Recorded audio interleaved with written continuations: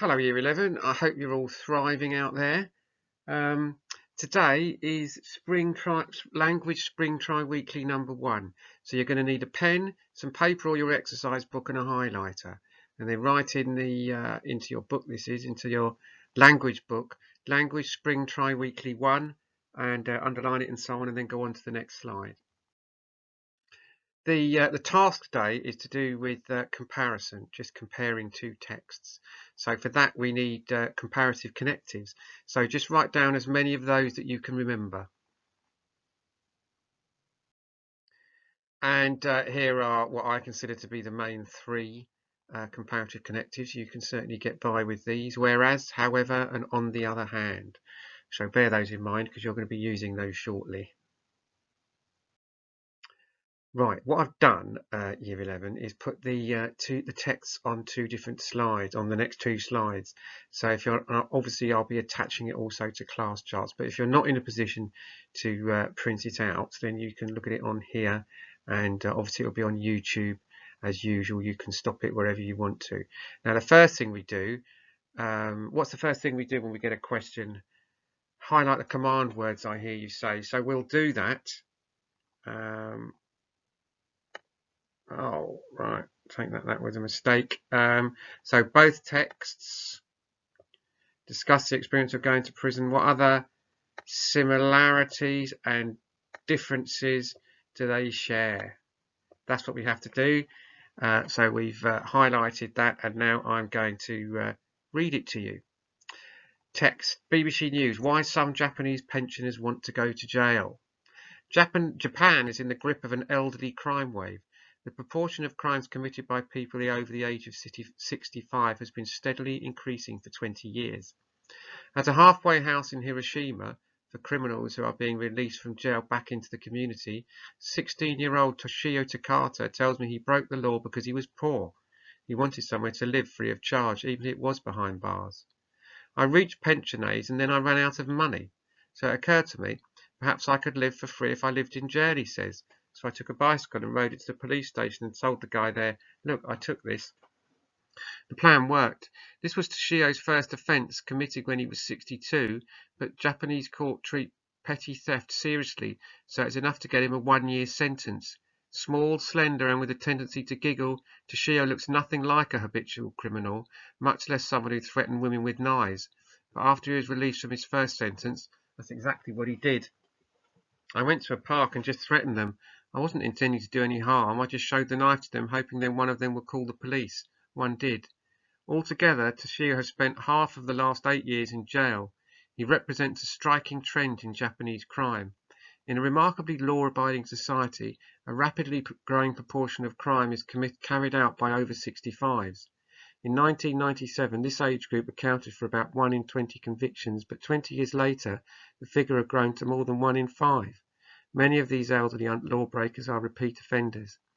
Of the 2,500 over 65s convicted in 2016, more than a third had more than 5 previous convictions. Another example is Keiko, not her real name. 70 years old, small and neatly presented. She also tells me that it was poverty that was her undoing. I couldn't get along with my husband. I had nowhere to live and no place to stay, so it became my only choice to steal, she says. Even women in their 80s who can't properly walk are committing crime. It's because they can't find food, money. Theft, principally shoplifting, is overwhelmingly the biggest crime committed by elderly offenders. They mostly steal food worth less than 3,000 yen, £20, from a shop they visit regularly. Michael Newman, an Australian-born demographer, points out that the measly basic state pension in Japan is very hard to live on. In a paper published in 2016, he calculates that the cost of rent, food and healthcare alone will leave recipients in debt if they don't have any other income. And that's before they've paid for heating or clothes. The pensioners didn't want to be a burden to their children and to feel if they can't survive on the state pension, then pretty much the only way not to be a burden is to shuffle themselves away into prison. The repeat offending is a way to get back into prison where there are 3 square meals a day and no bills, he says. Newman points out that suicide is also becoming more common among the elderly, another way for them to fulfill what they may regard as their duty to bow out.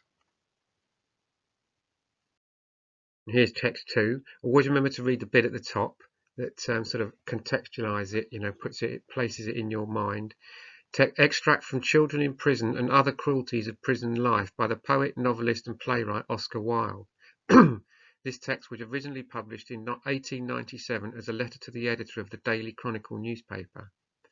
The child, consequently, being taken away from its parents by people whom it has never seen and of whom it knows nothing, and finding itself in a lonely and unfamiliar cell, waited on by strange faces and ordered about and punished by the representatives of a system that it cannot understand, becomes an immediate prey to the first and most prominent emotion produced by modern prison life, the emotion of terror. The terror of a child in prison is quite limitless. I remember once in Reading, as I was going out to exercise, seeing in the dimly lit cell, right opposite my own, a small boy. Two warders, not unkindly men, were talking to him with some sternness apparently, or perhaps giving him some useful advice about his conduct. One was in the cell with him, the other standing outside. The child's face was like a white wedge of sheer terror. There was in his eyes the mute appeal of a hunted animal.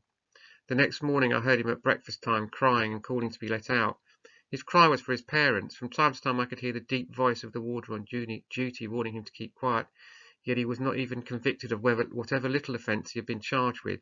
He was simply on remand. That I know by wearing his own clothes, which seemed neat enough. He was, however, wearing prison socks and shoes. This shows that he was a very poor boy. His own shoes, if he had any, were in a bad state. Justices and magistrates, an entirely ignorant class as a rule, often remand children for a week, and then perhaps remit whatever sentence they are entitled to pass. They call this not sending a child to prison. It is, of course, a stupid view on their part. To a little child, whether he is in prison on remand or after conviction, is a subtlety of social position he cannot comprehend. To him the horrible thing is to be there at all. In the eyes of humanity it should be a horrible thing for him to be there at all. This terror that seizes and dominates the child, as it seizes the grown man also, is of course intensified beyond power of expression by the solitary cellular system of our prisons. Every child is confined to itself for 23 hours out of the 24. This is the appalling thing. To shut up a child in a dimly lit cell for 23 hours and out of the 24 is an example of the cruelty or stupidity.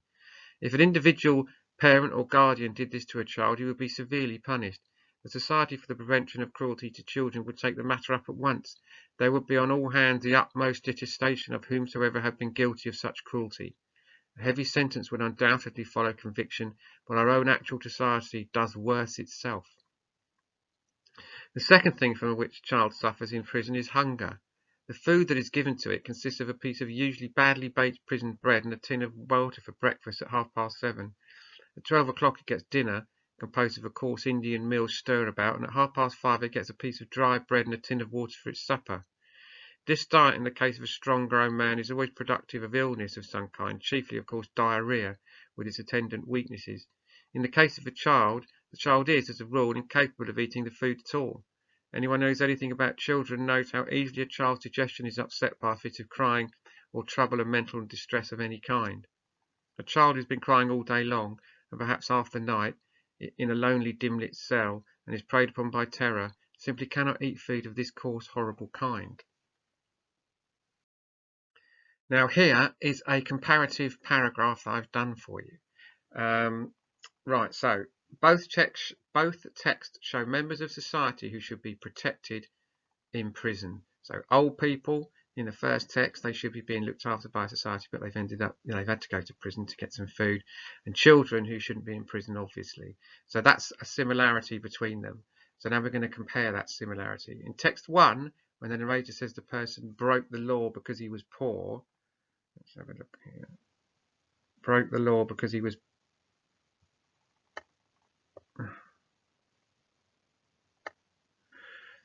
broke the law because he was poor. The person in prison is shown to be vulnerable through their poverty. On the other hand, in text 2, the writer says the child is punished by a system that it cannot understand. This shows that the child should not be in prison but should be being cared for. Therefore, both texts show vulnerable members of society in prison where they should not be. So that's a paragraph that compares a similarity. Now, I've modelled you a paragraph that shows similarities there. Now I want you to complete the tri-weekly by writing 4 comparative paragraphs, 2 that show similarities and 2 which show differences in the way that I've shown you. Don't spend more than half an hour on it. You should be able to do that in half an hour.